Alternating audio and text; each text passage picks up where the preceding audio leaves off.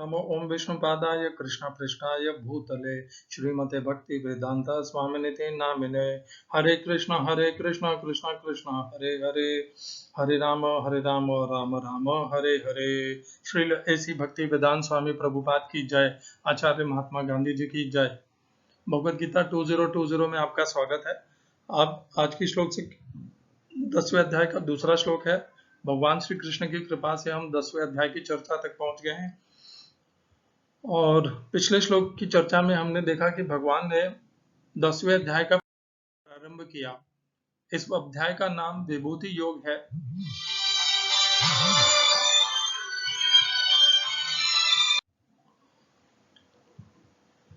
दसवें अध्याय का पहला श्लोक पुनः चर्चा कर लेते हैं। श्री भगवान उवाच भूय एव महाबाहो शृणु मे परमं वचः यत्ते हम प्रीयमाणाय वक्ष्यामि हितकाम्यया।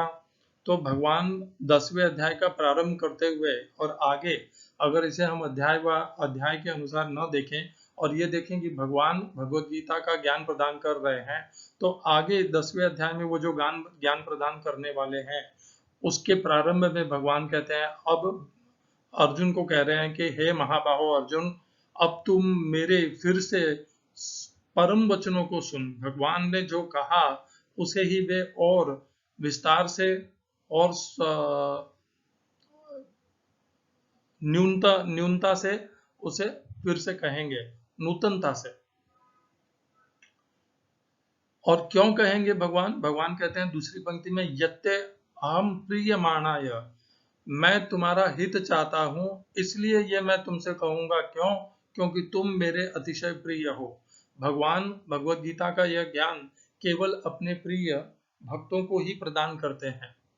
भगवान ने यह ज्ञान सार्वजनिक रूप से वेदों में भी प्रदान नहीं किया।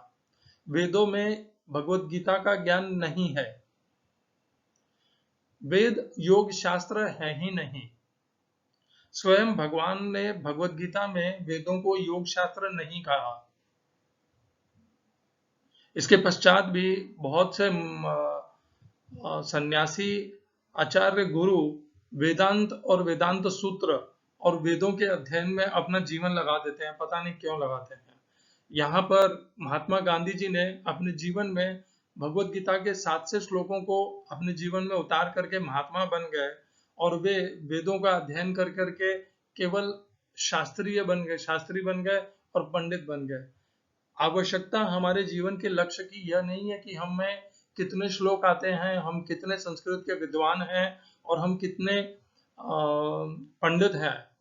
आवश्यकता यह है कि हमने भगवान के बताए हुए भगवद गीता के दिव्य योग शास्त्र को, उसके ज्ञान को कितने अनुपात में अपने जीवन में, अपने व्यवहार में उतारा है। गांधी जी ने अपने प्रयास से, प्रयत्नों से, कठिन तपस्या से भगवद गीता के लगभग समुचित भगवान के उपदेशों को अपने जीवन में उतारा और उसके फलस्वरूप वह मोहनदास करमचंद गांधी से महात्मा गांधी जी परिवर्तित हो गए। क्या उन्होंने बहुत सारे वेदों का अध्ययन किया? नहीं। क्या उन्होंने वेदांत के पीछे भागे? नहीं। तो हम क्यों भाग रहे हैं? वेदांत के पीछे भागने की कोई आवश्यकता है नहीं। भगवद गीता और महात्मा गांधी इसके प्रमाण है कि इन 700 श्लोकों से हमारा उद्धार हो सकता है। और यह 700 श्लोक वह दिव्य श्लोक हैं जो भगवान ने केवल और केवल भगवद गीता में ही प्रदान किए हैं। यह ज्ञान पहले भगवान ने 4थे अध्याय में कहा कि उन्होंने विवस्वान को कहा, विवस्वान ने मनु को कहा, मनु ने इक्ष्वाकु को कहा और फिर यह दिव्य रहस्यमय योग ज्ञान लुप्त हो गया। और फिर भगवान ने अर्जुन पर विशेष कृपा करते हुए इस ज्ञान को प्रदान किया और भगवान श्री कृष्ण के भक्तगण इस दिव्य ज्ञान को अर्जुन के माध्यम से आज भी ग्रहण कर रहे हैं। भगवान सूर्यदम सर्वभूता नाम है, सबका कल्याण चाहते हैं, इसलिए उन्होंने अर्जुन को माध्यम बना करके इस ज्ञान को सार्वजनिक रूप से प्रदान कर दिया। भगवान ने तो सार्वजनिक रूप से प्रदान कर दिया, परंतु हम में से कितने इसको वास्तव में अपने जीवन में उतार पाते हैं, अपने व्यवहार में ला पाते हैं? 99% लोग तो भगवत गीता के श्लोकों को पढ़ भी नहीं सकते इस धरती पर जो है, और यदि कोई पढ़ भी सकते हैं तो उसे व्यवहार में नहीं उतार सकते। मनुष्याणाम सहस्रेषु कश्चिद् यतति सिद्धये यतताम अपि सिद्धानाम कश्चिन माम वेत्ति तत्वतः। भगवान को समझने पाना सहज नहीं है और न भगवत गीता को अपने जीवन में उतार पाना है। तो भगवान यह जो दिव्य रहस्य है केवल भक्तों को प्रदान करते हैं और भक्त ही इस दिव्य और रहस्यमय ज्ञान को अपने जीवन में अपने व्यवहार में उतार सकते हैं। बाकी सब इसको पढ़ पढ़ करके केवल पंडित और शास्त्रीय और विद्वान और संस्कृत के स्नातक बन सकते हैं, परंतु उनमें भगवान श्री कृष्ण की भक्ति या उनमें दिव्यता या महात्मापन नहीं आ सकता। दोनों भिन्न भिन्न प्रकार के जीवन की शैली है। एक जिसमें शास्त्रों का अध्ययन शास्त्रीयता को बढ़ाने के लिए किया जाता है, और दूसरा भगवत गीता का अध्ययन इसलिए किया जाता है कि जिंदगी को, अपने जीवन को, अपने व्यवहार को का उद्धार और कल्याण कर सके। दोनों के प्रयोजन में, प्रयोग में और उद्देश्य में अंतर है। जहां पर भगवान ने अर्जुन को कहा कि वे उसे यह ज्ञान बताएंगे, अपने परम वचन उसे बताएंगे, वहां पर भगवान आज की श्लोक संख्या में क्या क्या कहते हैं? न मे विदुसुर गणाः प्रभवं न महर्षयः अहम आदिर्हि देवानां महर्षीणां च सर्वशः। हिंदी अनुवाद गीता यथारूप श्रील प्रभुपाद। न तो देवतागण मेरी उत्पत्ति या ऐश्वर्य को जानते हैं और न महर्षिगण ही जानते हैं, क्योंकि मैं सभी प्रकार से देवताओं और महर्षियों का भी कारण स्वरूप उद्गम हूं।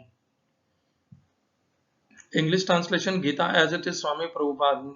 Neither the hosts of demigods nor the great sages know my origin, for in every respect I am the source of the demigods and the sages.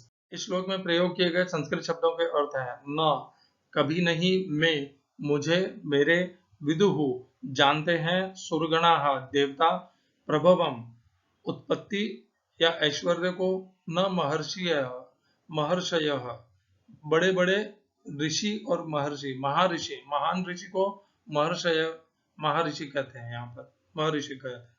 दूसरी पंक्ति, अहम, मैं ही, मैं हूं, आदि ही, उत्पत्ति ही, निश्चय ही, देवानाम, देवताओं का, महर्षि नाम, महर्षियों का, च, भी, सर्वश, सभी तरह से। इस श्लोक का तात्पर्य गीता यथारूप स्वामी प्रभुपाद के द्वारा।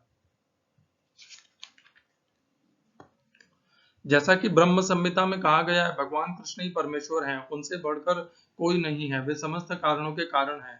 यहाँ पर भगवान स्वयं कहते हैं कि वे समस्त देवताओं तथा ऋषियों के कारण है। देवता तथा महर्षि तक कृष्ण को नहीं समझ पाते। जब वे उनके नाम या उनके व्यक्तित्व को नहीं समझ पाते तो इस शूद्र लोक के तथाकथित विद्वानों के विषय में क्या कहा जा सकता है? कोई नहीं जानता कि परमेश्वर क्यों मनुष्य रूप में इस पृथ्वी पर आते हैं और ऐसे विस्मयजनक असामान्य कार्यकलाप करते हैं। तब तो यह समझ लेना चाहिए कि कृष्ण को जानने के लिए विद्वत्ता आवश्यक नहीं है। बड़े बड़े विद्वान देवताओं तथा ऋषियों ने मानसिक चिंतन द्वारा कृष्ण को जानने का प्रयास किया, किंतु जान नहीं पाए। श्रीमद् भागवत में भी स्पष्ट कहा गया है कि बड़े से बड़े देवता भी भगवान को नहीं जान पाते। जहां तक उनकी अपूर्ण इंद्रियां पहुंच पाती हैं, वहीं तक वे सोच पाते हैं और निर्विशेषवाद के ऐसे विपरीत निष्कर्ष को प्राप्त होते हैं जो प्रकृति के तीनों गुणों द्वारा व्यक्त नहीं होता, या कि वे मनोचिंतन द्वारा कुछ कल्पना करते हैं, किंतु इस तरह के मूर्खतापूर्ण चिंतन से कृष्ण को नहीं समझा जा सकता। यहाँ पर भगवान अप्रत्यक्ष रूप में यह कहते हैं कि यदि कोई परम सत्य को जानना चाहता है तो लो, मैं भगवान के रूप में यहाँ हूँ, मैं परम भगवान हूँ। मनुष्य को चाहिए कि इसे समझे। यद्यपि अचिंत्य भगवान को साक्षात रूप में कोई नहीं जान सकता, तो भी वे विद्यमान रहते हैं।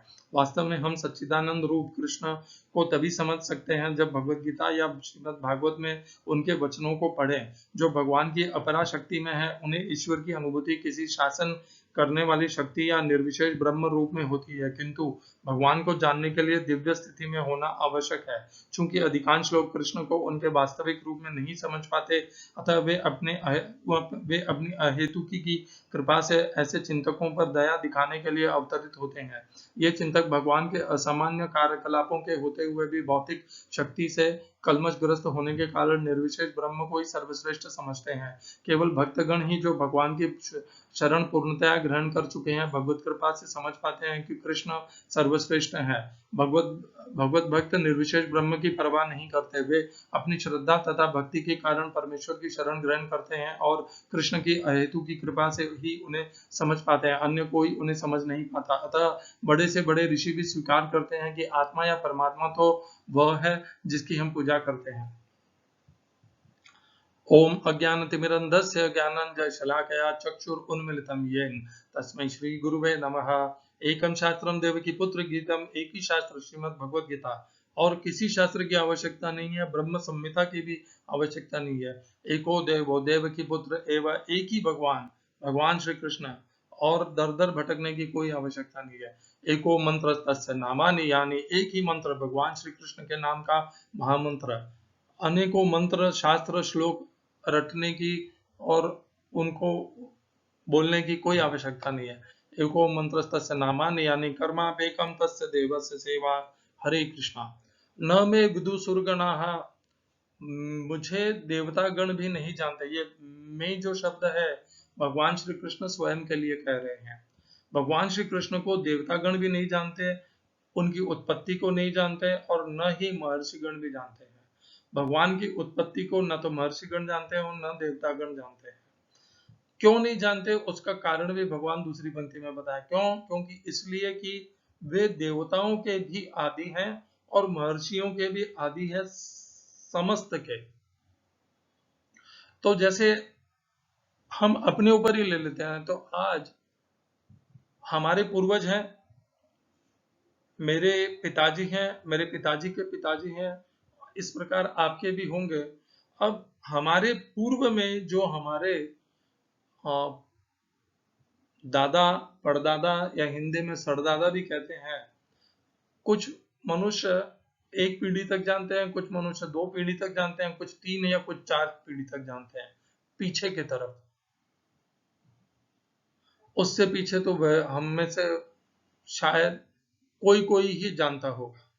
तो इसी प्रकार जब हम, जिस तरह हम हमारे पूर्वजों को या हमारे पहले जन्म लियों को नहीं जानते, देवता और महर्षि भी भगवान श्री कृष्ण को इसी कारण से नहीं जान पाते, क्योंकि भगवान श्री कृष्ण देवताओं और महर्षियों के भी आदि कारण है, आदि हैं, उनके पहले हैं।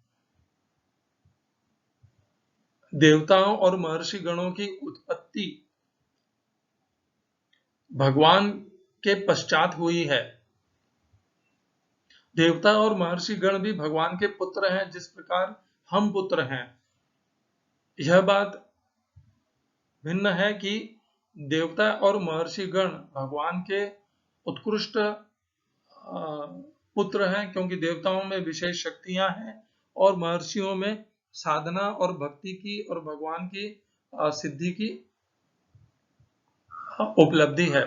इस प्रकार वे भगवान के विशेष हैं। फिर भी भगवान कहते हैं कि ये जो देवता और महर्षि हैं, महर्षियों में ज्ञान की वृद्धि है और देवताओं में शक्ति की वृद्धि है, पुण्य की भी वृद्धि होती है देवताओं में। ये सब होने के पश्चात भी वे भगवान श्री कृष्ण को नहीं जान पाते। क्यों? क्योंकि भगवान श्री कृष्ण इन दोनों के पहले से हैं। यहाँ पर देवता और महर्षि गण तो बाद में जन्म में आए। यही जो प्रश्न है, लगभग ऐसा ही प्रश्न अर्जुन ने 4 अध्याय के 4 श्लोक में किया, जब भगवान ने कहा कि यह योग जो आज मैं तुम्हें प्रदान कर रहा हूं, ये पहले मैंने विवस्वान को दिया और विवस्वान ने मनु को दिया और मनु ने इक्ष्वाकु को दिया। तो अर्जुन ने भी यही प्रश्न, लगभग कुछ ऐसा ही प्रश्न भगवान से पूछा। क्या पूछा? अर्जुन ने कहा, अपरम भवतो जन्म परम जन्म विवस्वतः कथम एतद्विजानीयाम त्वमादौ प्रोक्तवान इति। आप तो अभी जन्मे हैं और विवस्वान प्राचीन काल में जन्मे थे, मैं कैसे मान लूं कि आपने ये पहले उनसे कहा। तो अर्जुन ने भी पहले क्या हुआ यह नहीं देखा। भगवान को तो सब पता है, पहले से सब कुछ पता है, परंतु अर्जुन को भी नहीं पता। इसी प्रकार हमारे पूर्व में क्या हो गया है यह हमें नहीं पता, परंतु भगवान को पता था कि उन्होंने ही यह योग शास्त्र पहले विवस्वान को दिया, वसवान ने मनु को दिया और मनु ने इक्ष्वाकु को दिया। पूरी परंपरा को भगवान श्री कृष्ण जानते थे, जो अर्जुन के जन्म के पहले ही घटित हो चुका है। इसी प्रकार जो देवताओं और महर्षियों के पहले से हैं, उनको देवता और महर्षि गण कैसे जान सकते हैं।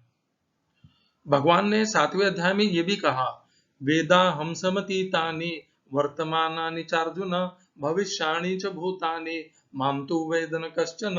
भगवान कहते हैं, मैं भूत पहले जो हो चुके हैं उनको भी जानता हूँ, आज जो जीवित हैं उनको भी जानता हूँ, और भविष्य में जो जन्म लेने वाले हैं उनको भी जानता हूँ।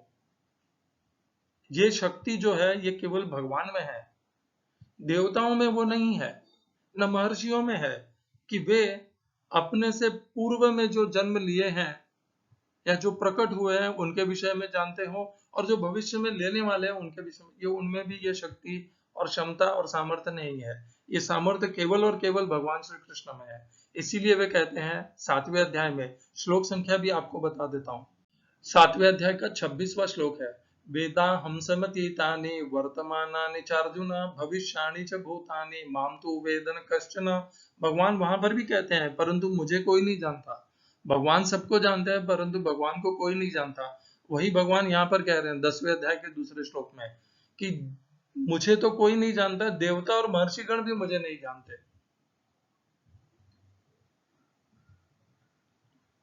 तो जिस प्रकार अर्जुन को भी अपने पूर्व में क्या हुआ वो नहीं पता, उसी प्रकार देवताओं को, अर्जुन भी तो देवपुत्र है और तो इंद्रपुत्र है, अर्जुन को भी नहीं पता कि उसके पहले क्या हो चुका है, भगवान ने क्या किया है, और वह ना भगवान को पहचानता है।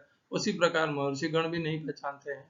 ये सब जन्म लेते हैं, देवता भी जन्म लेते हैं, देवता पुत्र भी जन्म लेते हैं, महर्षि भी जन्म लेते हैं, और एक सीमित आयु के पश्चात सब लय हो जाते हैं, सब विनाश को प्राप्त हो जाते हैं या उनकी आयु समाप्त हो जाती है। ऐसा भगवान के लिए नहीं है। इसी श्लोक को हम चौथे अध्याय के 6ठे श्लोक से पहले जोड़ेंगे। चौथे अध्याय का पहला श्लोक, 6ठा श्लोक, अजो अपि सन अव्ययात्मा भूतानाम ईश्वरो अपि सन प्रकृतिम स्वामधिष्ठाय संभवाम्यात्म मायया। भगवान ने कहा यहाँ पर कि मैं तो अजन्मा हूं। भगवान ने ये नहीं कहा कि मैं जन्म लेता हूं, भगवान ने कहा मैं अजन्मा हूं। अजह, अजन्मा, जह अर्थात जन्म, अजह अर्थात जन्म नहीं लेता हूं। सन अव्यय आत्मा, मैं अव्यय अविनाशी हूं। जो अव्यय होता है, अविनाशी होता है, वह न तो कभी मृत्यु को प्राप्त होता है, न कभी उसका विनाश होता है। वह तो पहले जैसे था वैसे ही था, आज भी वैसा ही, और भविष्य में वैसा ही रहेगा, क्योंकि अव्यय है, कुछ भी परिवर्तन नहीं होता, परिवर्तनशील है, पर अपरिवर्तनशील है, नित्य है, अव्यय आत्मा है भगवान। भूतानाम ईश्वर, और समस्त भूत प्राणियों के ईश्वर हैं। ये सब भगवान ने चौथे अध्याय के 6ठे श्लोक में ही हमें बता दिया था। और फिर भगवान कहते हैं कैसे भगवान श्री कृष्ण प्रकट हुए। भगवान ने कहा अपनी प्रकृति को अधीन करके भगवान अपनी आत्म माया से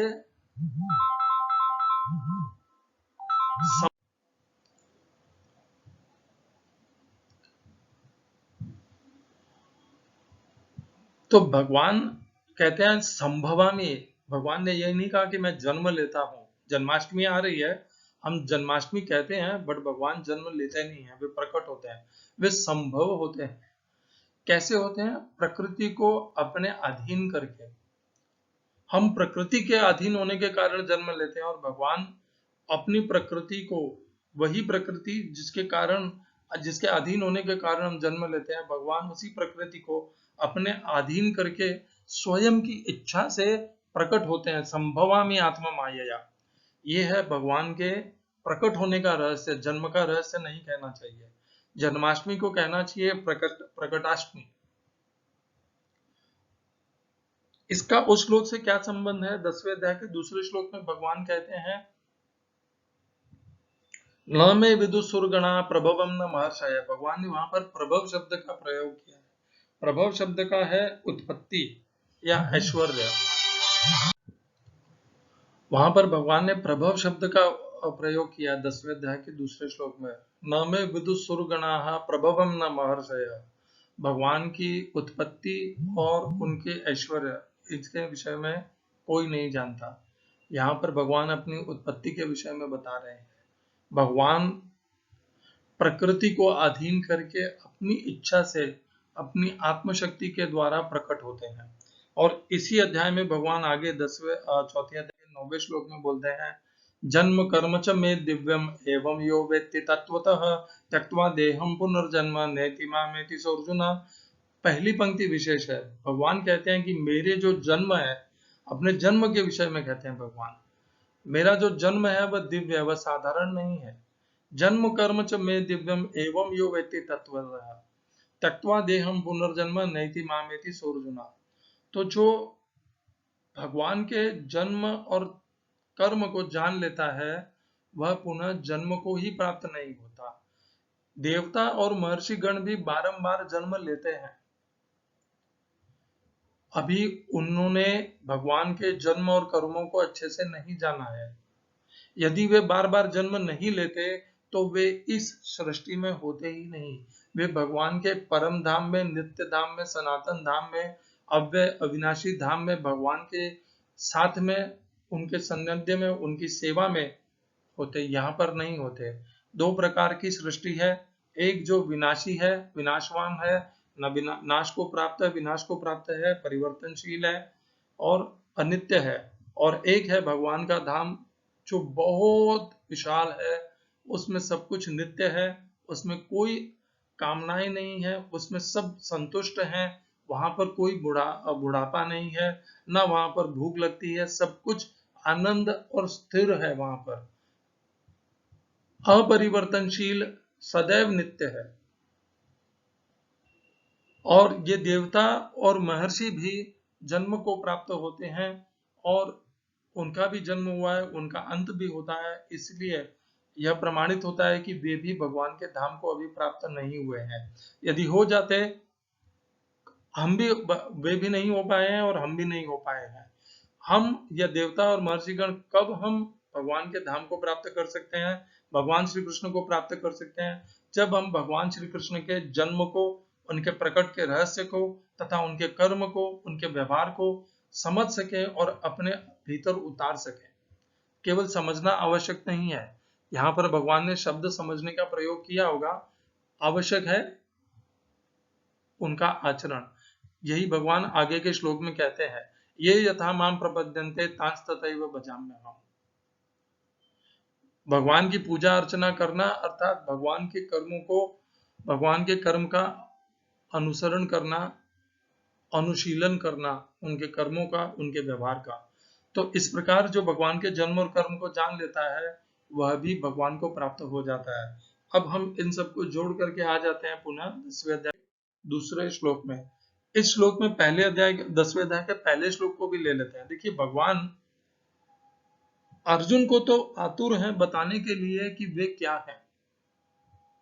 भूय एव महाबाहो शृणु में परमं वचः यत्ते हम प्रीयमाणाय वक्ष्यामि हितकाम्यया। भगवान अर्जुन के हित के लिए, ये स्वतः भगवान बताने के लिए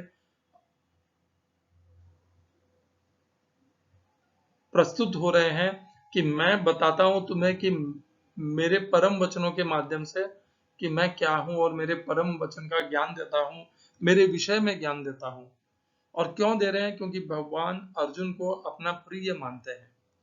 भगवान देवताओं और महर्षियों को भी प्रिय मानते, तो भगवान जिस प्रकार अर्जुन को अपने परम वचन स्वतः प्रदान कर रहे हैं वैसे उन्हें भी प्रदान करते हैं, परंतु जितना प्रिय भगवान को अर्जुन है या भगवान को अपने भक्तगण है, उतने प्रिय भगवान को देवता और महर्षिगण भी नहीं है। देवता बनना, हम में से बहुत हैं जो देवता बनना चाहते हैं, परंतु देवता बनने से लाभ होगा नहीं। हम में से बहुत हैं जो महर्षि बनना चाहते हैं, उससे भी लाभ होगा नहीं। आवश्यक क्या है? भगवान का भक्त बनना, भगवान का प्रिय बनना। जब हम भगवान के भक्त और प्रिय बनते हैं तो क्या पाते हैं? भगवान स्वयं हमें अपने विषय में पूर्ण ज्ञान प्रदान करते हैं, हमारा समस्त मोह का नाश करते हैं, हमें अज्ञान से उबारते हैं, अपने वचनों को स्वेच्छापूर्वक हमें प्रदान करते हैं, स्वतः प्रदान करते हैं। क्यों? क्योंकि भगवान कहते हैं, ये भजन्ति तो माम भक्त्या मयि ते तेषु चाप्यहम्। जो मुझे भक्ति पूर्वक भजन करते हैं मेरा, मैं भी उनकी विशेष उनका मार्ग सरल करता हूँ, सुयस्कर करता हूँ और उन्हें अपने परम धाम में पुनः लौटा लेता हूँ। ये भगवान केवल अपने भक्तों के लिए करते हैं, देवताओं के लिए भी नहीं करते। तो हम देवताओं के भोगों को भोगने में नहीं के लिए आतुर न हो, कामना न करें, न देवता बनने के लिए कामना करें, न महर्षि बनने की कामना करें। हमारे लिए यह विशेष नहीं है कि हमने वेदों का अध्ययन कर लिया, समस्त वेदों को पांडित रूप से कंठस्थ कर लिया, वेदों के सारे श्लोक हमें आते हैं। यह भगवान की आवश्यकता नहीं है। ये महर्षि बनने की आवश्यकता हो सकती है। भगवान के लिए तो भगवान उसे अपना प्रेम और ज्ञान और उपदेश प्रदान करते हैं जो भगवान को प्रिय हो। और भगवान को प्रिय होने का अर्थ है कि हमें भगवान का भक्त बनना पड़ेगा, भगवान की भक्ति पूजा करना पड़ेगा। इसके लिए भगवान ने 9वें अध्याय के 34वें अर्थात अंतिम श्लोक में भगवान ने कहा, मन मना भव मद भक्त मद्याजिमाम नमस्कुरु मामे वैश्यसि युक्त्वैवं आत्मानं मत परायणः। कैसे बनना है भगवान का भक्त, यह भगवान ने वहां पर बता दिया है। और यदि हम भगवान के भक्त बन गए तो हम स्वतः ही अनायास ही भगवान के प्रिय तो बन ही गए हैं। और जैसे ही हम भगवान के प्रिय बन जाते हैं, भगवान स्वेच्छा से, दयावश, कृपावश अपने आप अपना उपदेश हमें प्रदान कर देते हैं। आज भी प्रदान करते हैं। किसी न किसी को माध्यम बना करके भगवान अपने भगवत गीता के रहस्य को हमारे सम्मुख प्रकट कर देते हैं। भगवत गीता 2020 भी एक ऐसा ही माध्यम है जिस माध्यम से भगवान भगवत गीता के दिव्य रहस्य को अपने भक्तों में प्रस्तुत कर रहे हैं। भगवत गीता 2020 एक माध्यम है भगवान श्री कृष्ण का अपने दिव्य ज्ञान को के रहस्य को प्रकट करने का। तो भगवान देवताओं और महर्षियों से भी अपने भक्तों के लिए विशेष सदैव श्रेणी रखते हैं और उनके ऊपर ही भगवान की विशेष कृपा होती है।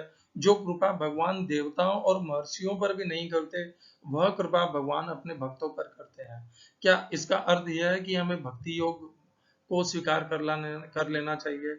भक्त होने का अर्थ यह नहीं है, प्रिय होने का अर्थ यह नहीं है कि केवल भक्ति योग करना है। भगवान को कर्मयोगी भी प्रिय हैं, ज्ञान योगी भी प्रिय हैं और भक्ति योगी भी प्रिय हैं, क्योंकि इन तीनों में ही योग शब्द जुड़ा है। इन तीनों में ही भगवान की भक्ति सम्मिलित है। मार्ग भिन्न भिन्न है, भगवान की भक्ति के बिना ये तीनों ही संभव नहीं है। शुष्क कर्म नहीं है, कर्म योग है वह। शुष्क ज्ञान नहीं है, ज्ञान योग है वह। और शुष्क केवल भक्ति नहीं है, भक्ति योग है वह। तो ये तीनों ही भगवान से हमारा संबंध पुनः स्थापित करने वाले मार्ग हैं। तीनों समान हैं, तीनों में भक्ति निहित है, अंतर्गत है उन तीनों के भीतर। और भक्ति के बिना तीनों ही असंभव है। भक्ति रहित ये तीनों कर्मयोग, ज्ञान योग और भक्ति योग व्यर्थ है। भक्ति ही इन्हें वह सामर्थ्य और योग्यता प्रदान करती है इस मार्ग पे चलने वाले अनुयायियों को। तो भगवान अपने भक्तों के प्रति विशेष रहते हैं और वे भक्त कर्मयोगी भी हो सकते हैं, भक्ति योगी भी हो सकते हैं और ज्ञान योगी भी हो सकते हैं, परंतु वह केवल ज्ञान के विषय को अध्ययन करने वाले पंडित और वेदांती तो नहीं हो सकते। ज्ञान योगी वही होता है जो ज्ञान को आत्मसात करे। कौन से ज्ञान को? भगवान के इस दिव्य ज्ञान को, भगवत गीता के दिव्य ज्ञान को, भगवत गीता के रहस्यमय ज्ञान को आत्मसात करे, उसे अपने जीवन में उतारे, अपने व्यवहार में उतारे और उसका प्रचार करे। क्योंकि भगवान कहते हैं पूरे संसार में मुझे उससे ज्यादा अधिक और कोई प्रिय नहीं है जो मेरे इस भगवत गीता के ज्ञान को मेरे शुद्ध भक्तों में प्रदान करेगा। तो ज्ञान योगी तो वही है जो भगवत गीता के ज्ञान का प्रचार करेगा और भगवत गीता के ज्ञान का विस्तार करेगा, सबके कल्याण के लिए लोगों को भगवत गीता का ज्ञान प्रदान करेगा। शुष्क वेदों का ज्ञान भगवत गीता के ज्ञान से और भगवान ने यहाँ पर जो कहा है उससे मेल नहीं खाता है। तो आ जाते हैं हम हरे कृष्णा। वह भगवान अर्जुन को बताने वाले हैं और भगवान ने अर्जुन को उसकी महत्वता बताने के लिए भगवान ये बता रहे हैं कि जो ज्ञान अब मैं तुझे बताने वाला हूँ वह तो देवताओं और महर्षियों के पास भी नहीं है। इसीलिए भगवान ने उसे परम वचः कहा और इस श्लोक में भगवान ने उसकी महत्वता बताई है अर्जुन को कि ये जो ज्ञान अब भगवान ने पहले प्रदान कर दिया है और जो प्रदान कर रहे हैं वह देवताओं और महर्षियों को भी दुर्लभ है। हरे कृष्णा। श्रील एसी भक्ति वेदांत स्वामी प्रभुपाद की जय। आचार्य महात्मा गांधी जी की जय।